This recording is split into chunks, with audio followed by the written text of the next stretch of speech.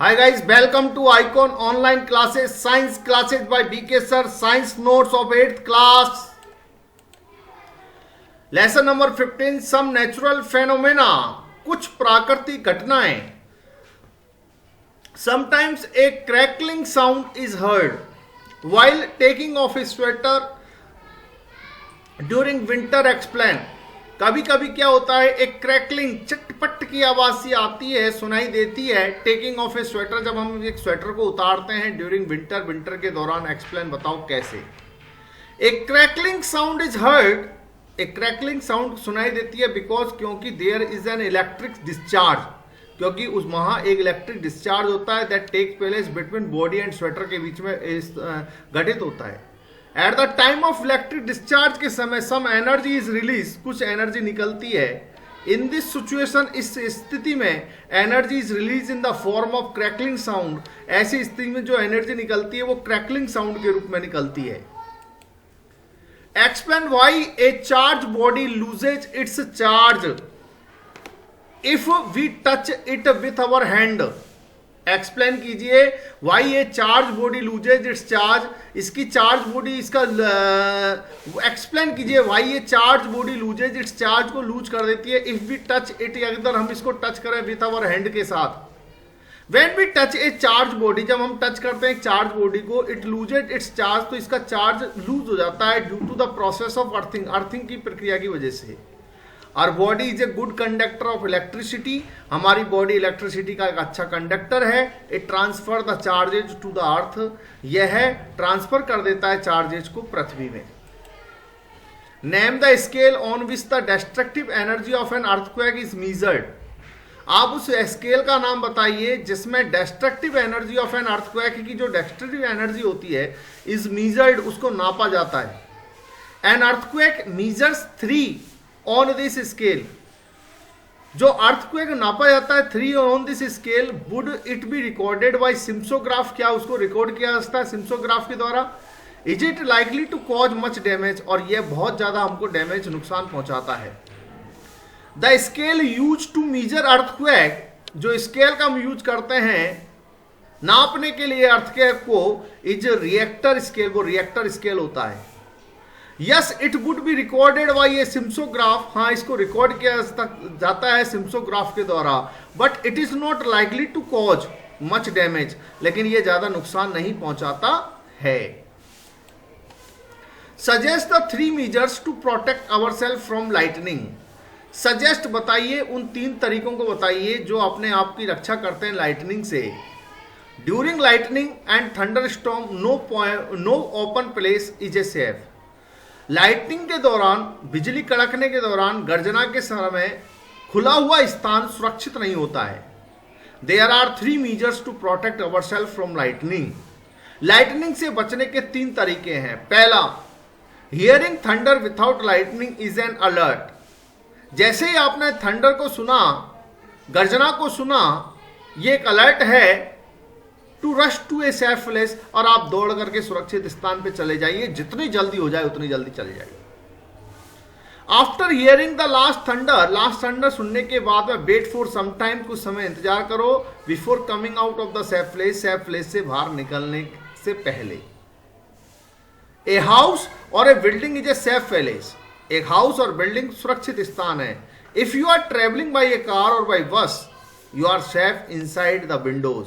तो अगर आप मान लीजिए किसी कार और बस में ट्रेवल कर रहे हैं तो ध्यान रखिए, you are safe inside the windows, आप विंडो के अंदर सेफ हैं. And doors of the vehicle close, और उस व्हीकल के दरवाजे क्लोज होने चाहिए. List 3 states in India where earthquakes are more likely to strike. 3 राज्य बताइए जहां सबसे ज्यादा अर्थक्वेक होता है. कश्मीर, गुजरात, राजस्थान. ये 3 राज्य हैं जहां सबसे ज्यादा अर्थक्वेक आते हैं. Suppose you are outside your home and earthquake strikes. मान लीजिए आप अपने घर के बाहर हैं और भूकंप आ गया. What precautions would you take to protect yourself. तो अपने आप को बचाने के लिए आप क्या करेंगे. Following precautions should be taken to protect our self. हमें निम्न प्रिकॉशंस अपनाने चाहिए अपने आप को बचाने के लिए इन अर्थक्वेक में. If we are outside home, यदि हम घर के बाहर हैं तो. We should move to an open space, हमें ओपन स्पेस पे जाना चाहिए खुल करके। We should not take shelter under trees और बिल्डिंग, हमें बिल्डिंग और ट्रीज के नीचे शरण नहीं लेनी चाहिए। इफ वी आर ड्राइविंग, यदि हम ड्राइविंग कर रहे हैं, we should slow down the vehicle, तो हमें व्हीकल को कम रफ्तार कर लेनी चाहिए। And move slow away from that place to a clear place, और उस स्थान से हमें साफ सुथरे स्थान पर चले जाना चाहिए। The weather department has predicted that a thunderstorm is likely to occur on a certain day.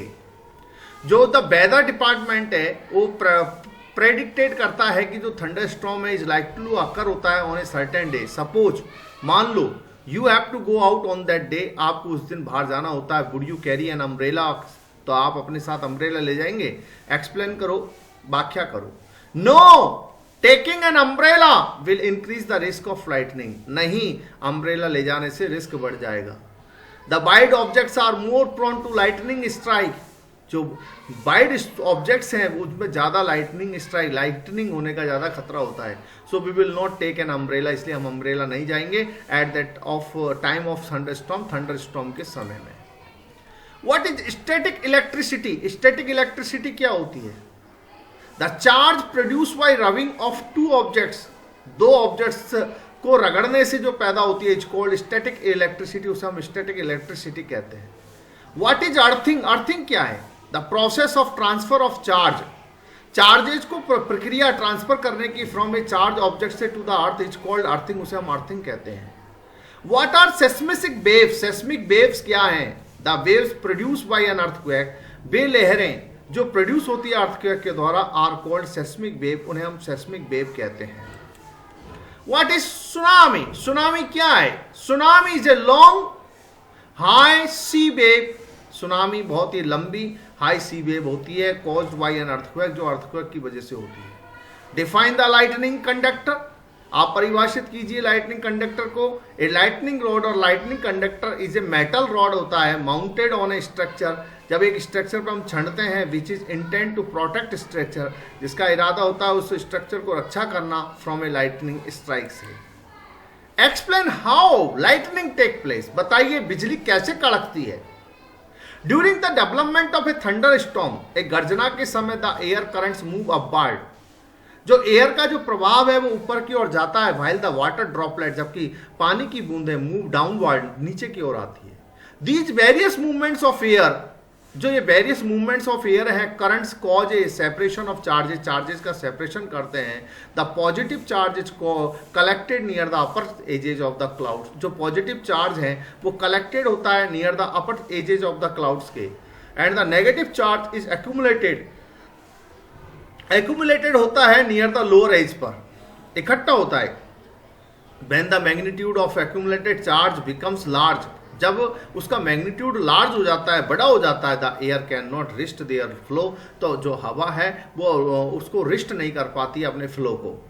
As a result negative and positive charges meet together, ये आपस में मिलते हैं to produce a strike of bright light and sound निकालते हैं, which is called lightning, जिसे हम lightning कहते हैं।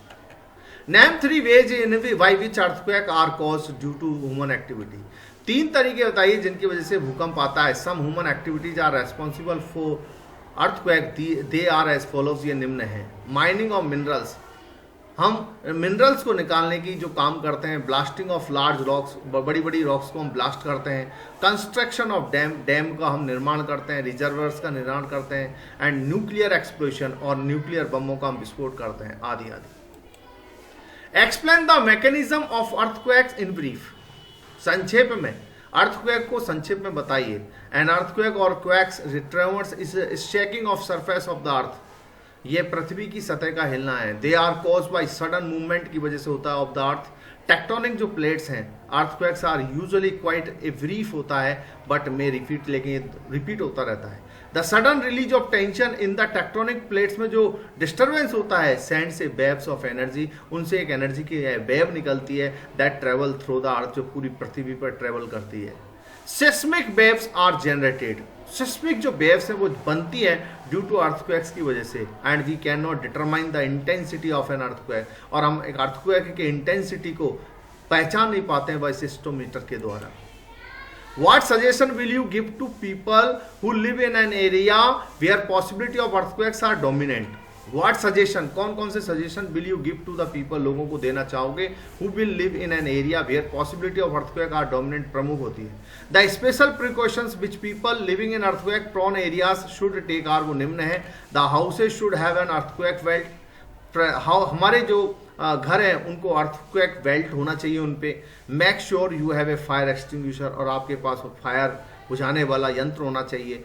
फायर फर्स्ट एड किट होनी चाहिए. बैटरी पावर्ड रेडियो होना चाहिए. Flash light and extra batteries at home होनी चाहिए, extra batteries. Houses should not be built very close to each other, घर पास पास नहीं बने होने चाहिए. Open ground should be near the settlement area, और सेटलमेंट एरिया पर ओपन ग्राउंड होना चाहिए. Heavy furniture cupboards and appliances should be fixed on to the walls और फ्लोर्स पे फिक्स होना चाहिए.